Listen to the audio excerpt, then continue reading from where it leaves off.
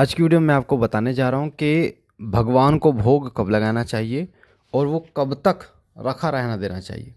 कई बच्चों के मन में ये उलझन है कि जो हम भोग लगाते हैं भगवान को वो कब उठाना चाहिए, उस प्रसाद का आगे क्या करना चाहिए, क्या भोग हम लगा सकते हैं और फल को काट के भोग लगाना चाहिए या केले को छीलकर भोग लगाना चाहिए।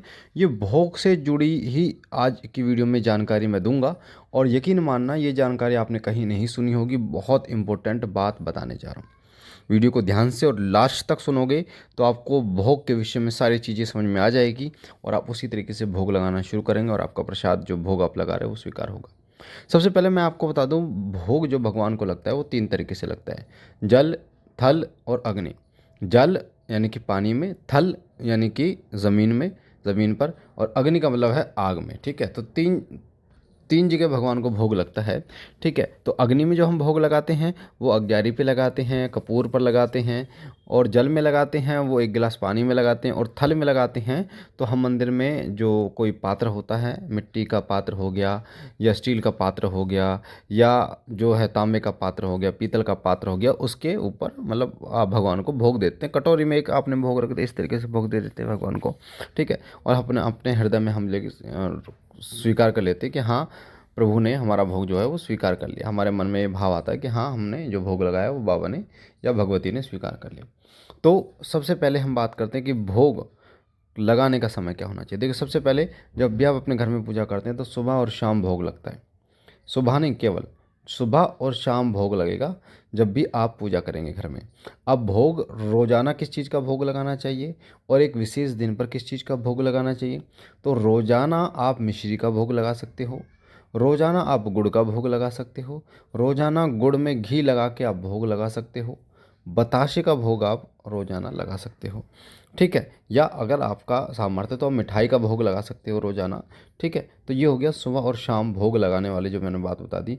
या लौंग और 2 लौंग और 1 बतासे का भोग भी आप लगा सकते हो अगर आप रोज़ लगाना चाह रहे हो।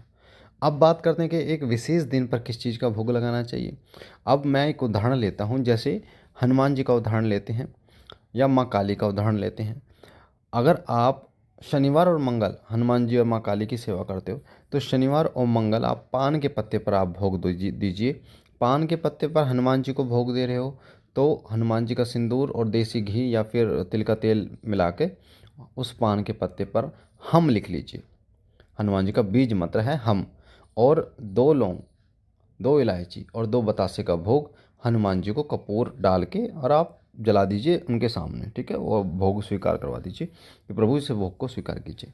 ये तो हो गया जो है पान के पत्ते पे भोग होता है। उसी प्रकार से शनिवार को माँ काली को भोग देंगे तब भी माँ का बीज मंत्र क्रीम, माँ की जो रोली होती है उस रोली में देसी घी या तिल का तेल मिला के और क्रीम लिख के उसके ऊपर 2 लौंग, 2 इलायची और 2 बताशे का भोग देंगे। और बताशे पर माँ की रोली का तिलक लगाना ना भूलें। और जब आप हनुमान जी का देंगे तो हनुमान जी का जो सिंदूर है वो लगाना ना भूलें। तो ये तो हो गया एक विशेष दिन पर जो मैंने आपको बताया, पान के पत्ते पर भोग। अब ये जो पान के पत्ते पर भोग मैंने आपको बताया है, ये भोग आप किसी भी देवता के लिए उनके बीज मंत्र को लिख कर दे सकते हैं। ठीक है, जैसे माँ दुर्गा के लिए दुम बीज मंत्र को लिखकर आप दे सकते हैं। ठीक है, मैंने आपको बता दिया। किसी भी देवता का बीज मंत्र है उस बीज मंत्र को लिखिए और दे सकते हैं। उसके बाद आप हम बात करते हैं कि उस दिन, जिस दिन विशेष दिन है उस दिन आपको क्या भोग आप लगा सकते हैं। आप सफ़ेद रसगुल्ले का भोग लगा दीजिए, मिठाई का भोग लगा दीजिए, बर्फ़ी का भोग लगा दीजिए। ठीक है, जलेबी का भोग बहुत प्रिय होता है इष्ट देव को। एक विशेष दिन की बात कर रहा हूँ मैं, जो एक विशेष दिन होता है, जैसे शनिवार हो गया, मंगलवार हो गया, सोमवार हो गया बाबा को। ठीक है, और साथ साथ में आप जो अपने घर पे हलवे का भोग लगा दीजिए बना के, खीर पूरी का भोग लगा दीजिए अपने घर पे बना के। तो ये होता है एक विशेष दिन पर जो भोग लगाया जाता है, उसके विषय में मैंने आपको बता दिया। अब हम बात करते हैं कि जो भोग कब लगाना चाहिए। तो देखो, मैं आपको बताऊँ, सुबह 8 बजे से पहले पहले आपको पूजा कर लेनी चाहिए और उसी टाइम भोग लगा लेना चाहिए। जब भी भोग लगाएं, पूजा करें तो कोशिश करें कि आप जो है ना निराहार होकर ही पूजा करें, यानी बिना कुछ खाए पिए आप पूरा पूजा करें, बिना कुछ खाए पिए ही भोग लगाएं। पहले प्रभु को भोग लगाएं, उसके बाद स्वयं। और जो भी भोग है आपके पास, पहले मीठा भोग है, मीठा लगा दिया। उसके बाद आपके घर में जो भी भोजन बनता है, रोटी सब्जी, 2 रोटी के साथ सब्जी का भोग भी प्रभु को ज़रूर लगाएं। उसके बाद में उस सब्जी को पूरी जो आपकी सब्जी है ना, उस सब्जी में मिला लीजिए ताकि वो प्रसाद रूप धारण कर ले। तो ये तो हो गया सुबह और शाम का भोग लगाना, ठीक है। और जो रोटी आप बनाते हैं उसका भोग ज़रूर लगाइए, क्योंकि वो प्रसाद की गिनती में आता है। और रोज़ाना आप एक प्रसाद ग्रहण करते हैं तो उसका पुण्य, उसका फल अलग ही मिलता है। अब शाम की बात भी मैंने बताई, शाम को भी 8 बजे से पहले पहले आप पूजा कर लीजिए, ठीक है।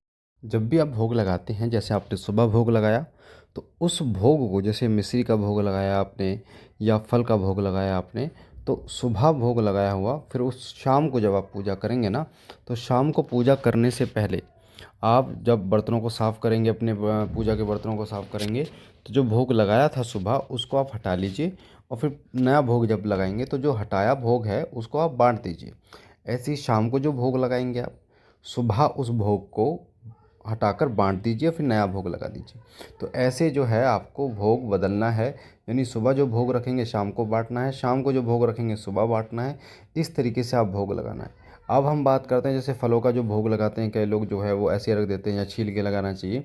देखो, अगर आप फलों का भोग छील के लगाते हो तो एक अच्छी बात है, वरना ऐसे रखते हो तो ये तो आपका भाव वाली बात है, ठीक है। सबसे अच्छा मैं बोलूँगा कि आप उनको, जैसे केला है तो छील के केले का भोग लगाइए, या फिर सेब है तो उसको काट के उसका भोग लगाइए, ठीक है। पपीता है तो उसको काट के भोग लगाएंगे तो ये सबसे उत्तम रहता है, जिससे आपके इष्ट जो है वो कृपा प्राप्त होती है आपको, ठीक है। तो ये भोग से जुड़ी चीज़ें मैंने आपको बताई। मुझे आशा है जानकारी आपको अच्छी लगी होगी। पहली बार चैनल पर तो चैनल को लाइक कीजिए, शेयर कीजिए, सब्सक्राइब कीजिए। बाबा भोलेनाथ आप पर कृपा करें, आपके घर परिवार पर कृपा करें। हम मिलते हैं एक नई जानकारी के साथ, तब तक के लिए ओम नमः शिवाय। जय श्री राम, हर हर महादेव।